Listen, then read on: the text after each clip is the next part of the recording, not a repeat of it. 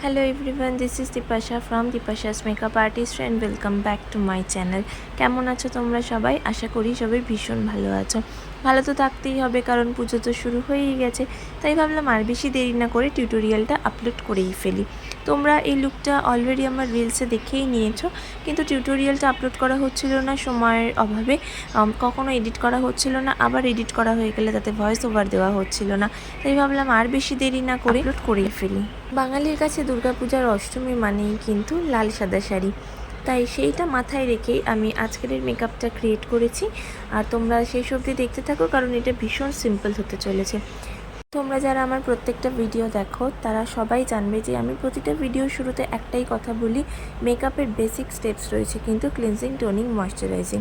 অর্থাৎ তোমার মেকআপ কেমন হবে সেটা টোটালি ডিপেন্ড করছে তোমার স্কিন প্রিপারেশনের উপর। তোমার স্কিন প্রিপারেশন যদি ভালো হয় মেকআপটা লং লাস্টিং হবে, ফ্ললেস হবে, দেখতে খুব সুন্দর হবে। ড্রাই, ফ্লেকি কিংবা একটা প্যাচি লুক কিন্তু কখনোই দেবে না যদি তোমার স্কিন প্রিপারেশন ভালো থাকে। তাই আমিও স্কিন প্রিপারেশন করে নিয়েছি। ক্লিনজিং, টোনিং, ময়েশ্চারাইজিংয়ের পর আমি প্রাইমার ইউজ করেছি। তোমরাও প্রাইমারটা ইউজ করবে যাতে মেকআপটা আর একটু বেশি লং লাস্টিং হয়। তোমরা যে কোনো প্রাইমার ইউজ করতে পারো, তোমাদের কাছে যে প্রাইমার রয়েছে সেটাই তোমরা ইউজ করো। যাদের তোমাদের অয়েলি স্কিন তারা তোমরা ম্যাট প্রাইমার ইউজ করবে, যাদের ড্রাই স্কিন তারা ডিভি ফিনিশ প্রাইমার ইউজ করবে। প্রাইমারের পর তোমরা ফাউন্ডেশন ইউজ করতে পারো। যদি তোমাদের ফেসে কোনো রকম ডার্ক স্পটস বা পিগমেন্টেশন, অ্যাকনে স্পটস কিংবা ডার্ক সার্কেলস কিছুই না থাকে, দেন তোমরা ডাইরেক্টলি ফাউন্ডেশন ইউজ করতে পারো তোমাদের শেড অনুযায়ী। আর যাদের আমার মতো প্রচণ্ড ডার্ক স্পটস রয়েছে, মানে অ্যাকনে মার্কসগুলো রয়েই গেছে, তারা কিন্তু অবশ্যই কালার কারেকশন করে দেন ফাউন্ডেশন ইউজ করবে। আর কালার কারেকশন না করে যদি ফাউন্ডেশন ইউজ করো তাহলে কি হয় সেটা কিন্তু তোমরা অলরেডি আমার আগের ভিডিওতে জেনেই গেছো। তাই অলওয়েজ কালার কারেকশন করে দেন ফাউন্ডেশন ইউজ করবে। দেখো, ফাউন্ডেশন আর কনসিলার ইউজ করার পর আমি আজকের একটা নতুন ট্রিক ইউজ করেছি।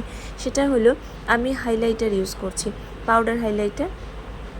সেটা খুব অল্প পরিমাণে দিয়েছি, এতে কিন্তু একটা হালকা একটা গ্লো আসছে।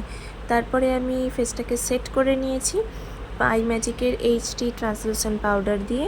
দেন আমি পাউডার, কন্ট্যুর, ব্লাশ অ্যান্ড আবার হাইলাইটার ইউজ করছি। আর এর সাথে সাথেই আমার বেস মেকআপ কমপ্লিট হয়ে গেছে। দেন আমি ফেসটাকে ভালো করে সেট করে নিচ্ছি একটা সেটিং স্প্রে দিয়ে। তারপরে আমি ডিরেক্ট আই মেকআপে চলে গেছি। আই মেকআপের জন্য ফার্স্টে আমি কাজল ইউজ করেছি আমার লোয়ার ল্যাশ লাইনে। তোমরা অনেকেই বড় কাজল পরার পর চোখের তলাটা কালো হয়ে যায়, তাই জন্য আমি দেখো কাজলটাকে স্মাচ করে নিচ্ছি হালকা করে। প্রথমে ডার্ক ব্রাউন, দেন লাইট ব্রাউন একটা শেড দিয়ে ভালো করে স্মাচ করে নিলাম। এতে কিন্তু চোখের তলা আর কালো হয়ে যাবে না। তোমরা যদি আমার এই টেকনিক ফলো করে কাজল পরো তাহলে কাজল কখনোই স্মাচ করবে না। দেখো, তারপরে আমি লাইনার আর মাস্কারা পরে নিয়েছি। এর সাথে সাথে আমার লুকটাও কমপ্লিট হয়ে গেছে। ও হ্যাঁ, দেন লিপস্টিক পরেছি ডিলান্সি প্যালেট থেকে, আমার অল টাইম ফেভারিট প্যালেট। তারপরে লাল সাদা শাড়ি আর বাঙালির অষ্টমী। দেখা হবে নেক্সট ভিডিওতে। টাটা।